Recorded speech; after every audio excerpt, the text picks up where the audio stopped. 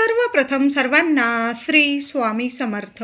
स्वामी महाराजांच्या कृपेने तुमच्या सर्व चांगल्या इच्छा पूर्ण होत ही स्वामींचरणी प्रार्थना करते आणि आजच्या व्हिडिओला सुरुवात करते. उद्या मंगळवार 13 जानेवारी 2026 भोगी संक्रांतीचा आदला दिवस म्हणजे भोगीचा दिवस आलेला आहे. आपल्या आयुष्यात आनंद उपभोगण्याचाच हा दिवस असतो. आपल्या जीवनातून दुःख, दारिद्र्य, अडीअडचणी, कुठली नकारात्मकता असेल संपूर्णपणे नष्ट करण्याचा, सर्व भोग संपवण्याचाच हा दिवस आहे आणि आपल्या जीवनात आनंदाचे भोग यावे असं प्रत्येकालाच वाटतं. तर हा भोगीचा दिवस असा आनंदाने आपल्याला साजरा करायचा आहे आणि काही गोष्टी, काही कामं महिलांनी जरूर घरात करायची आहे, ज्यामुळे घरातल्या ज्या नकारात्मक गोष्टी असतात ना त्या जळून खाक होतात, नष्ट होतात आणि आपल्या आयुष्यात भरभरून आनंद येतो. मुलांना भरभरून प्रगती मिळते, अखंड आपल्या घरात लक्ष्मी नांदत असते. तर महिलांनो, दादांनो, या दिवशी जसं आपण संक्रांतीला लवकर उठणार आहोत तसंच भोगीच्या दिवशी सुद्धा लवकर उठायचं आहे. अगदी ब्रह्ममुहूर्तावर उठला, अतिशय उत्तम. आणि आंघोळीच्या पाण्यात सर्वांनी पांढरी तीळ टाकायची आहे, काळी तीळ टाकू नका. काळी तीळ आपण जे तोडगे वगैरे करतो उपाय तापाय त्याला करायचं आहे. आंघोळीचा पण उपायच आहे, पण त्यात आपण पांढरी तीळ टाकायची आहे.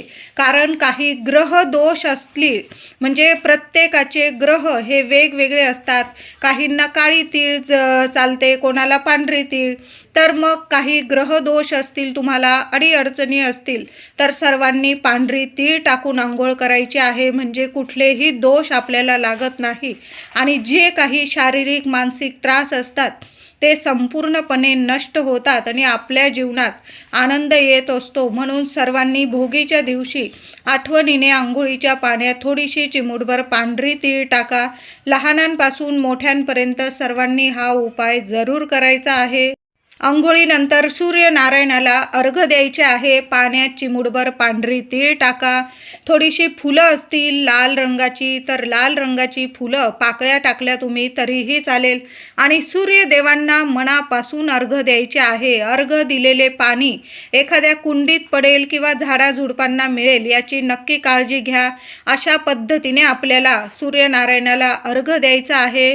सूर्याला अर्घ दिलेले पाणी कधीच ओलांडू नका, नाहीतर मग सूर्यदेवांना अर्घ दिल्याचे आपल्याला फळ मिळत नाही, उलट पाप आपल्या डोक्यावर लागत असते. म्हणून सूर्यनारायणाला तुम्ही रोज जर अर्घ देत असाल तर अतिशय उत्तम. एखादी कुंडी ठेवून घ्या, म्हणजे त्यात झाडं झुडपं लावली तुम्ही तर सूर्यनारायणाला अर्घ दिलेलं पाणी त्यात पडेल आणि छान अशी झाडं झुडपंसुद्धा तुमचे वाढतील आणि तुमचा पायसुद्धा सूर्यनारायणाला अर्घ दिलेल्या पाण्यावर कधीच तुमचा पायसुद्धा पडणार नाही. अशा पद्धतीने आपल्याला सूर्यनारायणाला रोज अर्घ द्यायचा आहे. आणि भोगी, संक्रांत, कर संपूर्ण वर्षभर हे वर्ष सूर्यदेवांचं आहे, म्हणून सूर्यदेवांना अर्घ जरूर द्यायचा आहे. आणि भोगी, संक्रांत, कर हे 3 दिवस तर रथसप्तमीपर्यंत खरे सूर्यनारायणाला आठवणीने अर्घ जरूर द्यायचा आहे. रोज थोडीशी चिमूटभर पांढरी तीळ टाका आणि सूर्यनारायणाला अर्घ जरूर द्यायचा आहे. भोगीच्या दिवशी देवघरातील देवांना छान असा अभिषेक करा. देवांना सुद्धा तिळाचं उटणं लावा. अभिषेक करून छान अशी पूजा करायची आहे. पंचोपचार पूजा करा, फुलं अर्पण करा, हळदी कुंकू अक्षता वाहून देवांना बाळकृष्णाची मूर्ती असेल, श्रीहरी विष्णूंची, विठू माऊलीची तर आवर्जून तुळस अर्पण करा. गणपती बाप्पाला दुर्वा, बेल अर्पण करा. महादेवांना जेवढे देवी देवता आहे त्यांच्या आवडीची फुलं, पानं जरूर या दिवशी अर्पण करायचं आहे. ही सेवा आपल्याला भोगीला पण करायची आहे आणि संक्रांतीच्या दिवशी तर संक्रांत आणि एकादशी एकत्र असा 11 वर्षांनी योग जुळून आलेला आहे. अशी सेवा आपल्याला संक्रांतीच्या दिवशी सुद्धा करायची आहे. पण भोगीच्या दिवशी या सर्व सेवा ह्या झाल्याच पाहिजे.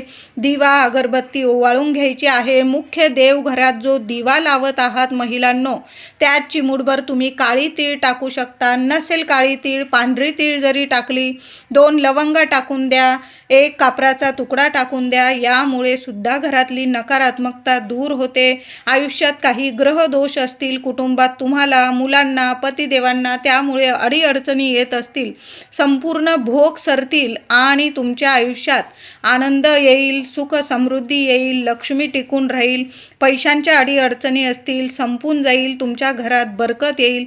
म्हणून देवघरातील दिव्यात सुद्धा चिमूटभर तीळ टाका. दुहेरी वातीचा दिवा लावायचा आहे आणि त्यात चिमूटभर तीळ टाकायचे आहे. तुपाचा दिवा आपण लावतो त्यात नका टाकू. फक्त तुम्ही तिळाचं तेल असेल तर तिळाचं तेल वापरा, नसेल तिळाचं जे देवांच्या दिव्यांसाठी तेल वापरता त्याचा दिवा लावा आणि चिमूटभर पांढरी किंवा काळी तीळ आपल्या देवघरातील दिव्यात जरूर टाकायची आहे.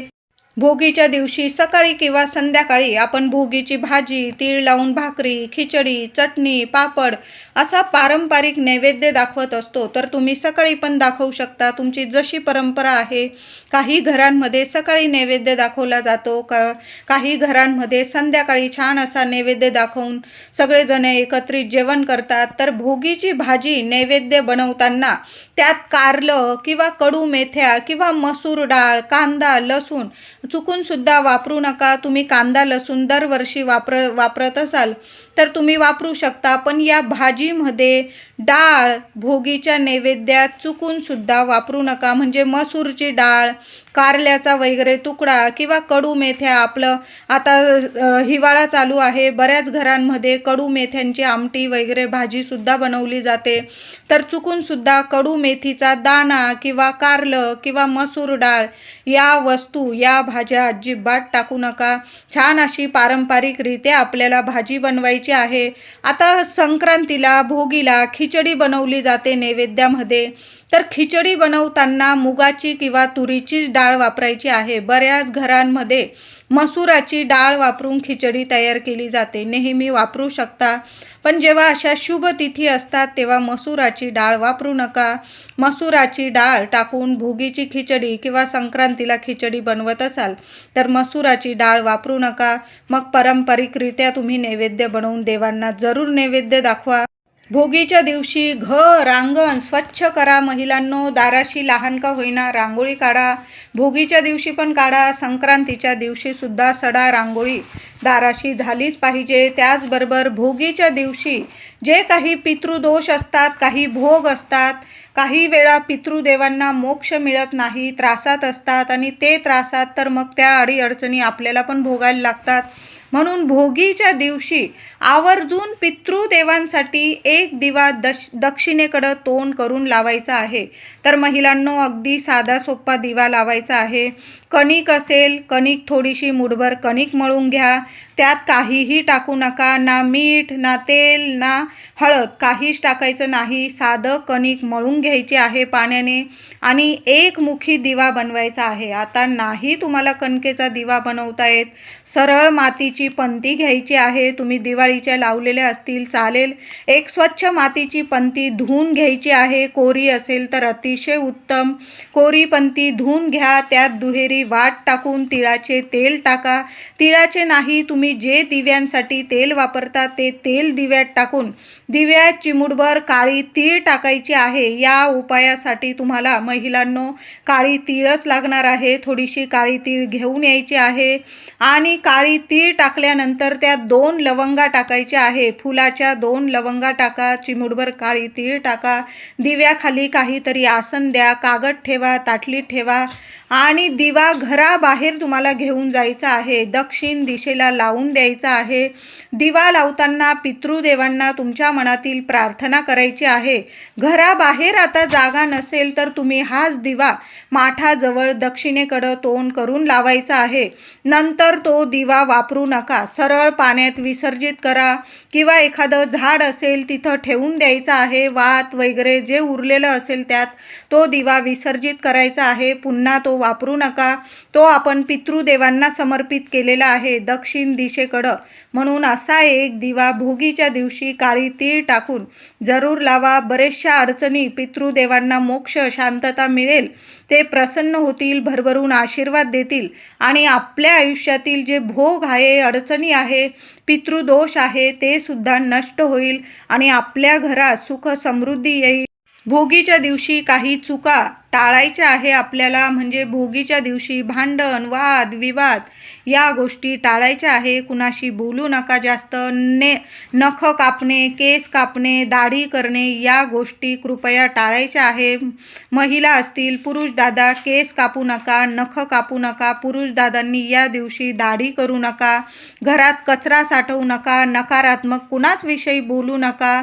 सूर्यनारायणाची सेवेनेच आपल्याला दिवसाची सुरुवात करायची आहे.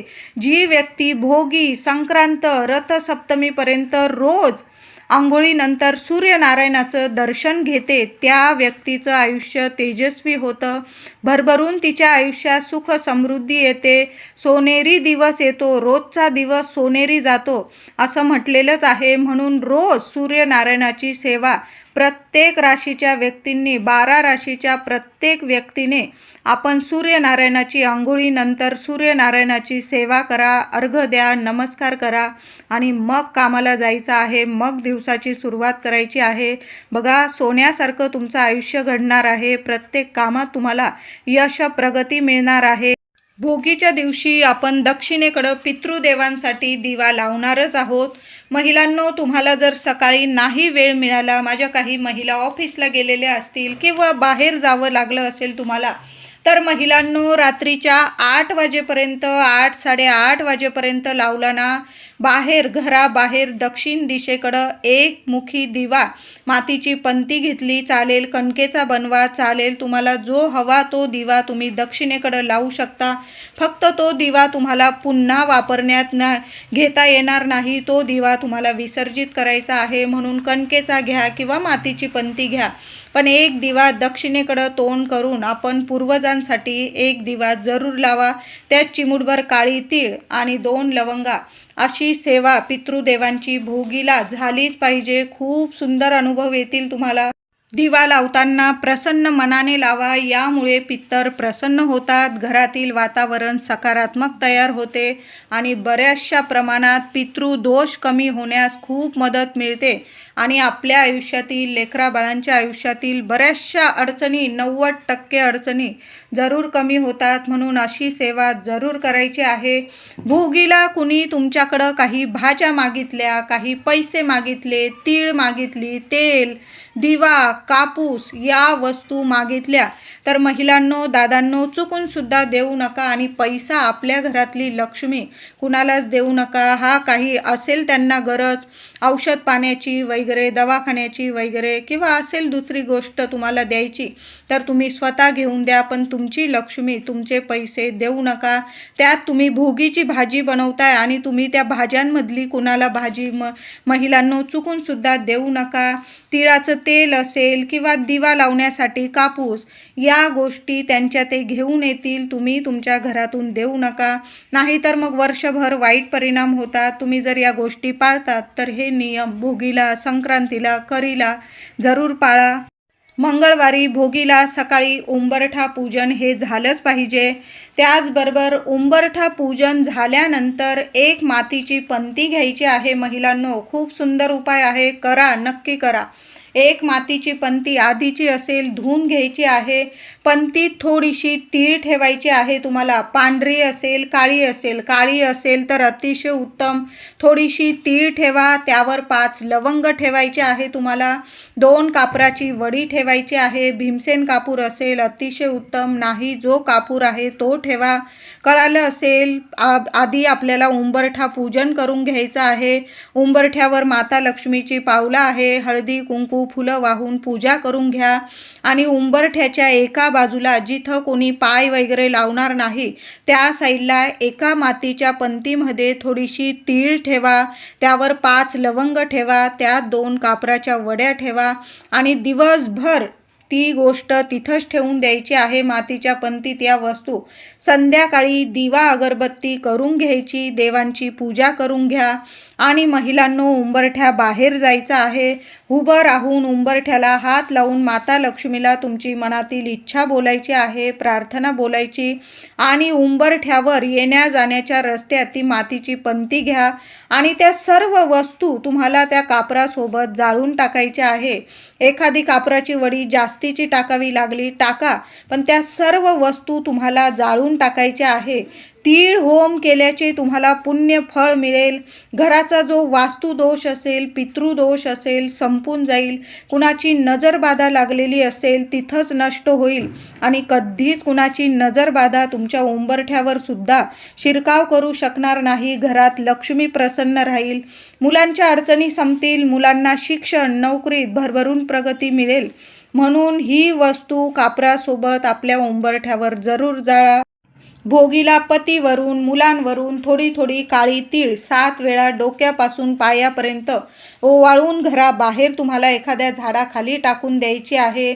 खूप सुंदर अनुभव येतील. यामुळे तुम्हाला, तुमच्या पतीला, मुलांना कुणाची नजरबाधा झालेली असेल, अडीअडचणींना तुम्ही सामोरे जात असाल, मुलं अभ्यासात, शिक्षणात लक्ष देत नसेल, सारखे आळस करत असतील किंवा कुणाची नजरबाधा खूप लागलेली असेल, तर भोगीच्या दिवशी उजव्या हातात थोडीशी चिमूटभर काळी तीळ घ्यायची. महिलांनो, पूर्व पश्चिम उभं करायचं आहे. मग तुमचे पतिदेव असतील किंवा मुलं असेल, प्रत्येकाची दृष्ट काढताना वेगवेगळी हातात तीळ घ्यायची आहे. तुम्हाला सगळ्यांवरून एकच वेळा तीळ ओवाळून टाकू नका. पतिदेवांची काढा, मग मुलांची काढा.